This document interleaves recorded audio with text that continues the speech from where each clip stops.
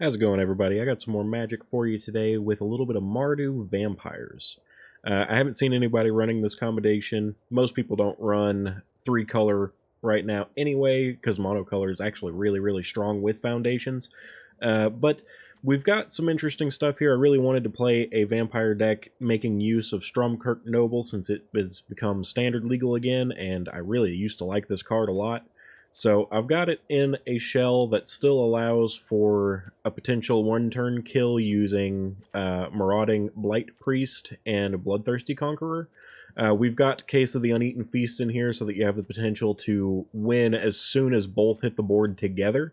But there is also other synergies here. Obviously, the Stromkirk Noble on its own has the potential to get really big if you get it out early and it can't be blocked by humans. We've got Amalia in here so that we can take advantage of the Case of the Uneaten Feast gaining life. We also do have life gain with Lightning Helix, Elinda, Saint of Dusk, and the 1/1 vampire creature tokens that are made from Creature of the Schism. And lifelink potential from Bloodthirsty Conqueror anytime we deal damage. So plenty of different things that can trigger that life gain for Amalia and give you that scry ability as well as the 1/1 counters. We've got Torch the Tower, a really strong removal in this current set with so many things that are persistent. It gets rid of any of those enduring cards, the Courage, Tenacity, things like that, if you can use it to get that 2 or 3 damage to make sure they get exiled. It also works really well against Mosswood Dreadknight, which is really popular. And if you can bargain it, you can get rid of the Unrelenting Slasher with it as well. So very good card to have right now as a potential. We've got Get Lost, which hits a wide range of targets, everything but artifacts, which unfortunately artifacts can be pretty annoying. Urbrask's Forge is very popular, so this doesn't hit that, but it's a very versatile removal, so that's why I use it over something like Bitter Triumph or Get Lost. Then we've got Lightning Helix. Honestly, this is just a really good card because of the life gain potential that you get from it. It only does 3 damage, but you also gain that 3 life, so it synergizes very well with Amalia, with Elinda, so I really like Lightning Helix in this. I don't have a sideboard set up for this at the moment just because I'm planning on playing this in best of 1, but you could easily throw together a sideboard with things like Exercise, Ghost Vacuum, Blot Out, things like that to try and deal with things that are very persistent in this meta. The reason I would say Exercise is because it does hit things like Urbrask's Forge, so it could be relevant. Blot Out is really good at dealing with Demir's Kaito, that's very popular, the one that you can have hexproof while it's a creature on your turn. So Blot Out's a really good card to have for that. Ghost Vacuum hits all the graveyard decks. I would probably also run Duress for against controlling matchups where you don't need as much removal.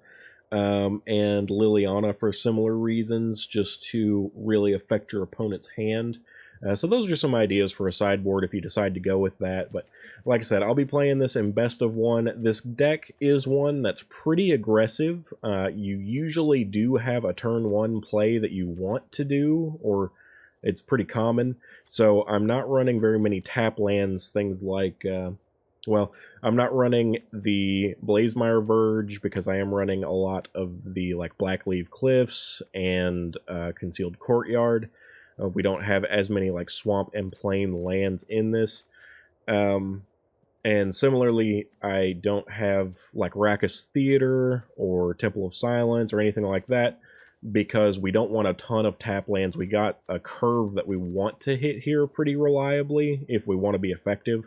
This is a fairly aggressive deck because of things like the Stromkirk Noble, and just getting that Case of the Uneaten Feast out early is really nice too. So playing a lot of lands that enter tapped later, which can be annoying if you're trying to get the Bloodthirsty Conqueror out, but overall, this has worked pretty well for me so far. So I'll be trying to go for 3 wins. I'll go ahead and start getting into games. Hopefully you guys enjoy this.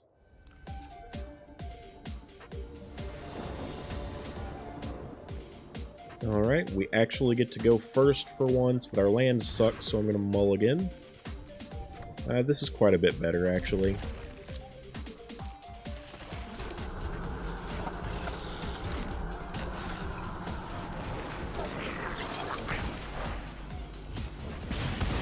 Looks like it's most likely a mono-red goblin deck. Most likely the one that Malone played recently from the looks of it.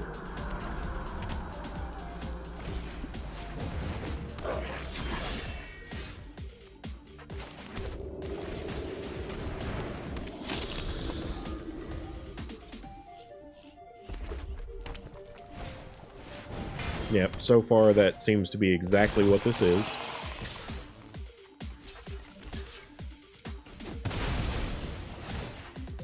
Probably didn't expect me to give up that card that easily, but I really would rather him not start getting a whole bunch of things from the Seer Slicer. Now we've got Lifelink.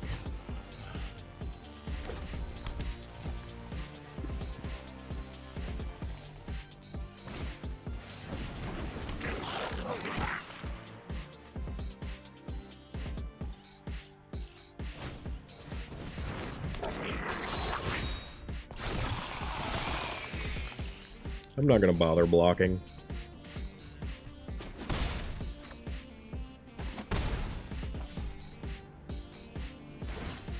If we get an untap land, I'll play the Conqueror, but if not, that's fine. We did. So I'll play the Bloodthirsty Conqueror and attack in with Linda.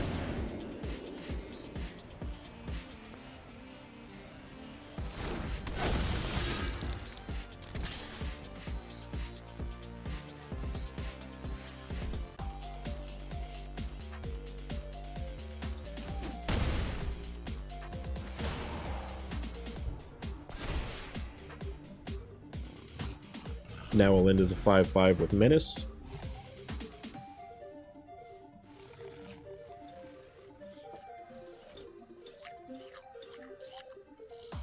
I am over 20 life, which is what put her up to a 5/5 with Menace. But at this point, I'm not really going to be doing anything but trying to attack and heal.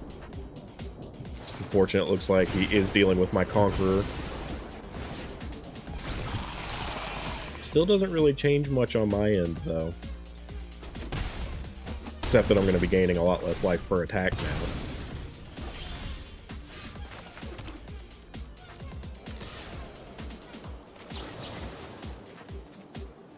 Let's go with this one. I'm only doing this to gain a little bit of extra life.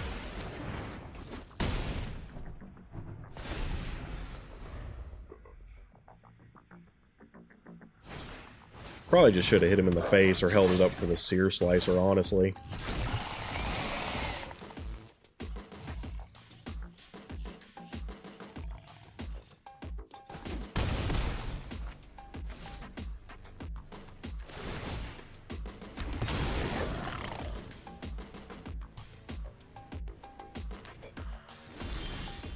Okay, more land, which is not ideal.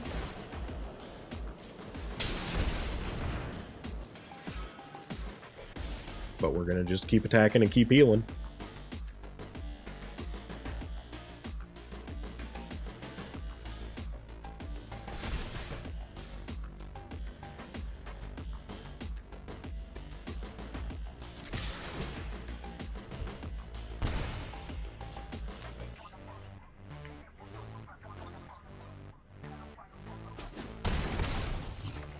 Opponent is at 5.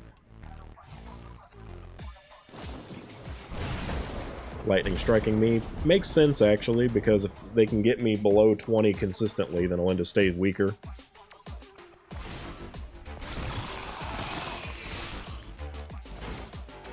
Another big hit, but this should be the end for our opponent here, if I'm not mistaken. They'll only have one blocker. Goblin Surprise, so they're hitting me pretty hard. Still can't kill me, though. Bloodthirsty Conqueror is a really nice grab. He can block here, it's not necessarily over.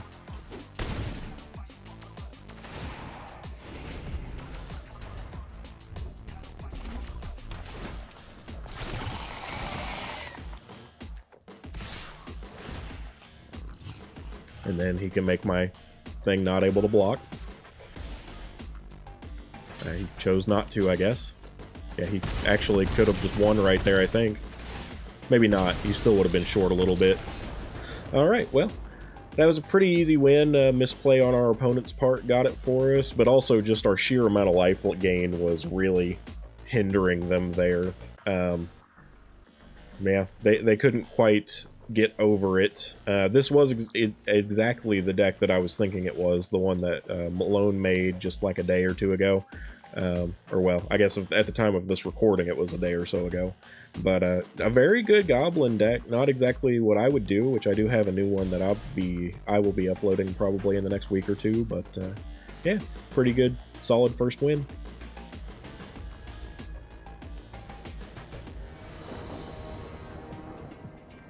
Okay, looks like a pretty acceptable opening hand. We don't have any red for these, but the land's pretty okay. And we get to go first, which is nice.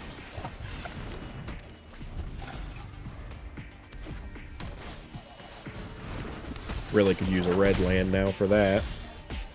But of course, we're not going to get it.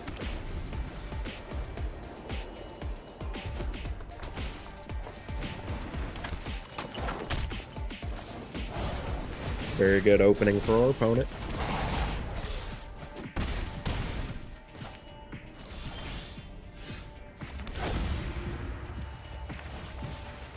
We'll go with the Preacher now, and then we do have the Pain land to start getting rid of our opponent's cards now.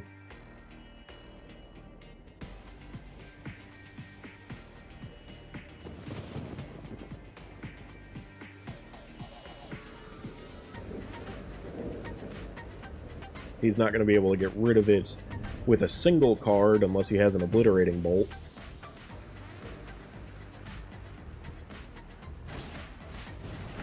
Phoenix Chick's a super weird card for him to be playing at all. Okay, just get rid of the one that tramples.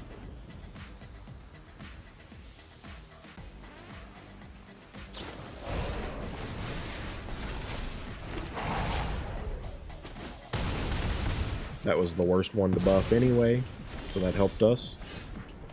Let's go here, get this played, and then we will go ahead and torch the other Swift Spear. We are unfortunately at 9, but we can torch the Chick next.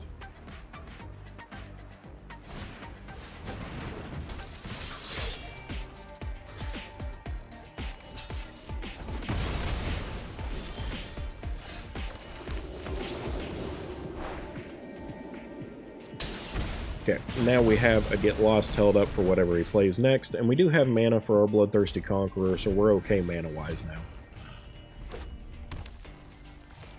No play from our opponent, very nice. Just waiting to actually draw something useful.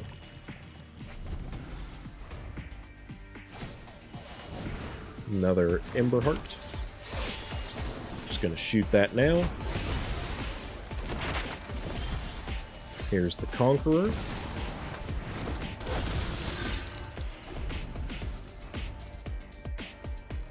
Now we've got a good means of gaining life, and this is going to be a pretty easy match altogether at this point. And we could just draw one of our Blight Priests and get an instant win.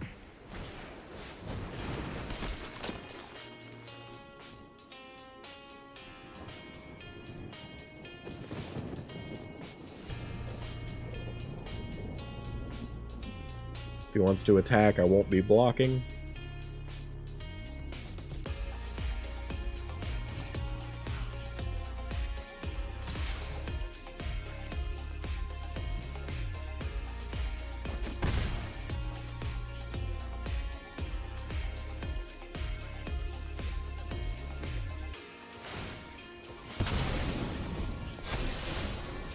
Got a Bolt Wave on top.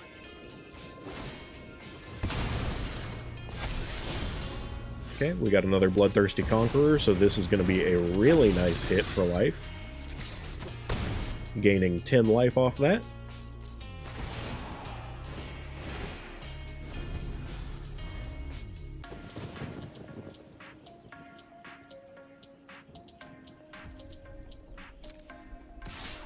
I'm perfectly fine letting the opponent hit me again.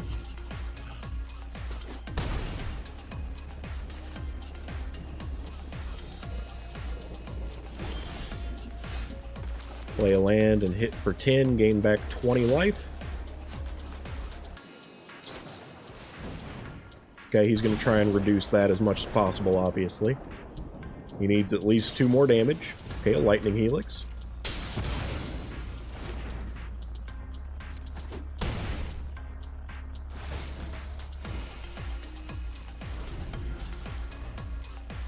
On this next turn, I'm just going to win by popping this and getting the Blight Priest, then attacking.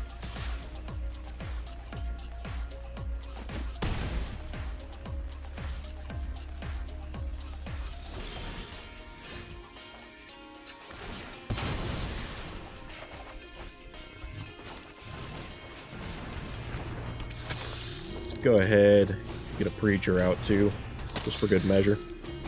And we win with the instant win combo now.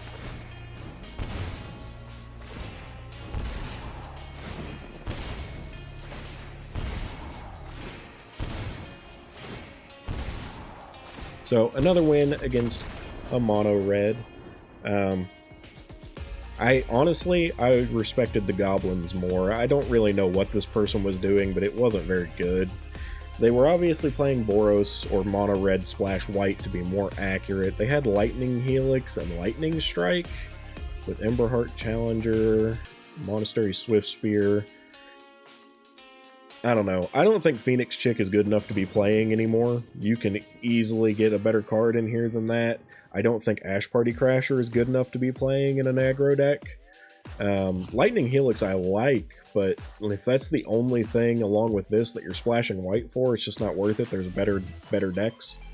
Anyway, we got to get our instant win combo here, and it was pretty easy. We went a little different route for it. We actually sacrificed the Case of Uneaten Feast to get it, but yeah, an interesting win. We'll see what we get out of Game 3.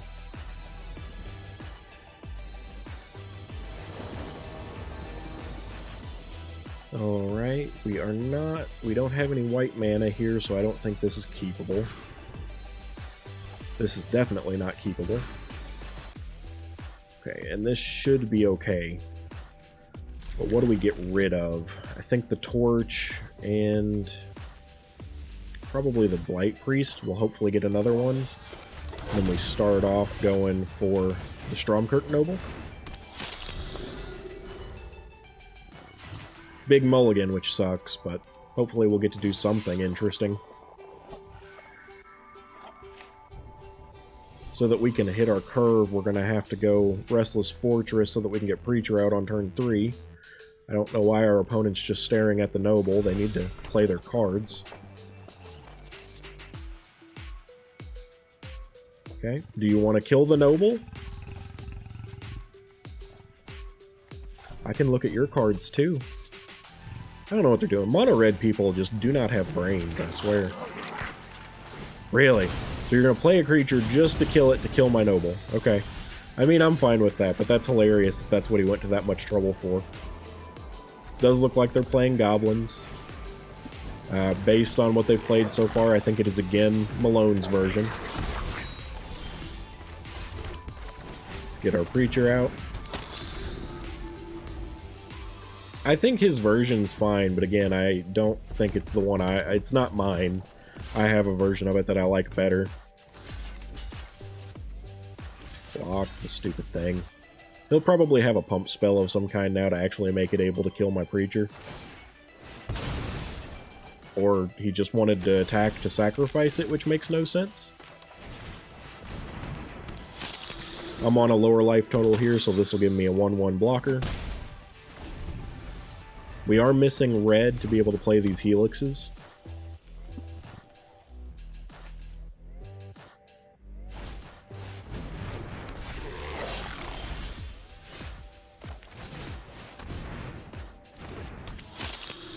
We are at a higher life total now, so I'll be able to actually draw from this.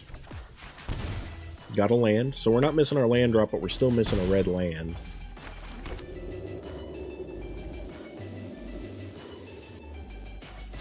If anything, I think he'll really want to get rid of the Blight Priest, out of anyone here if he can.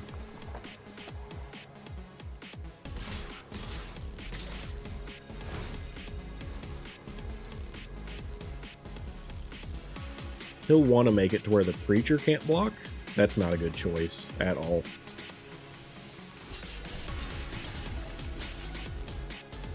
He may have another Goblin Surprise to be able to attack a little better. Yeah, that's what I expected. So I do lose that Preacher, but still overall, that was a poor choice on his part, in my opinion. Another white land, which isn't exactly what I'm after here.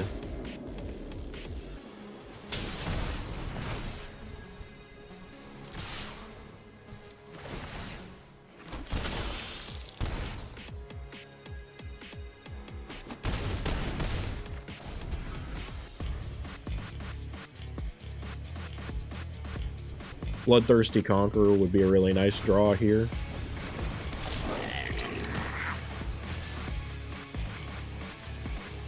I don't have any reason to block that.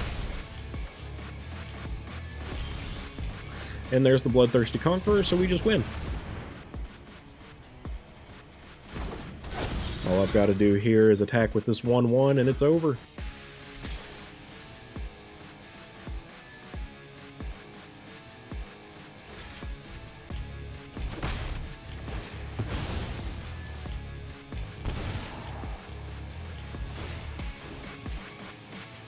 Unless he has some way to kill the Blight Priest, but it looks like he doesn't. So, interestingly enough, went up against 3 mono-red decks, 2 of which were the same Malone Goblin deck. I guess vampires are better than goblins in this case, but I'm sorry for the lack of the diversity, but I'm going to go ahead and leave off the video here. I hope you guys enjoyed this. You may want to tweak the land some here or there. There are times when you end up with cards dead in hand playing a 3-color deck, and you could also just play Orzhov and get a lot of this as well, but I really wanted to make room for the Stromkirk Noble, the Torch the Towers, the Lightning Helixes, so... But anyway, this was pretty interesting, and I hope you guys enjoyed. At least I'm playing something that isn't the usual decks that have been being played so far, but I hope you guys join me for some more fun.